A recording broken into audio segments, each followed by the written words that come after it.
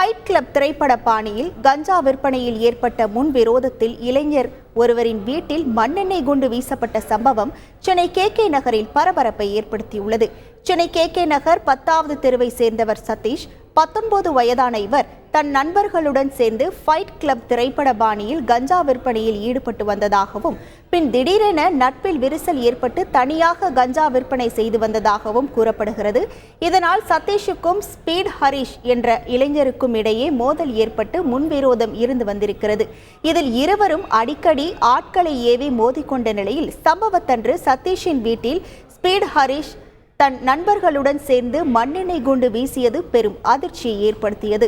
மண்ணெண்ணெய் குண்டு வீசுவதற்கு முன்பு இன்ஸ்டாவில் சதீஷுக்கு ஸ்பீட் ஹரிஷ் ஆடியோவாக கொலை மிரட்டல் விடுத்ததாகவும் கூறப்படுகிறது. சம்பவம் குறித்து வழக்கு பதிவு செய்த போலீசார் தீவிர விசாரணை நடத்தி வரும் நிலையில் இளைஞர் ஸ்பீட் ஹரிஷ் மற்றும் அவருடைய நண்பர்களை வலைவீசி போலீசார் தேடி வருகின்றனர். கச்சா எண்ணெய் கழிவால் தங்களின் வாழ்வாதாரம் பாதிக்கப்பட்டுள்ளதாக கூறி திருவொற்றியூர் விரைவு சாலையில் மீனவர்கள் மறியல் போராட்டத்தில் ஈடுபட்டனர். மெக்ஜாம் புயலின் போது சிபிசிஎல் நிறுவனத்திலிருந்து வெளியேறிய எண்ணெய் கழிவு எண்ணூர் கொசஸ்தலை ஆற்றிலும் கடல் பகுதி மற்றும் குடியிருப்பு பகுதியிலும் கலந்தது. இந்த நிலையில் தங்களுக்கும் நிவாரணம் வழங்க கோரி திருவொற்றியூர் பகுதியைச் சேர்ந்த மீனவர்கள் 4 மணி நேரம் மறியலில் ஈடுபட்டனர். வருவாய்த்துறை மற்றும் காவல்துறை அதிகாரிகள் பேச்சுவார்த்தை நடத்திய நிலையில் உடன்பாடு ஏற்பட்டதை அடுத்து மறியலில் ஈடுபட்டவர்கள் கைது செய்யப்பட்டனர். செய்திகளை உடனுக்குடன் தெரிந்து கொள்ள உடனே சப்ஸ்கிரைப் பண்ணுங்க.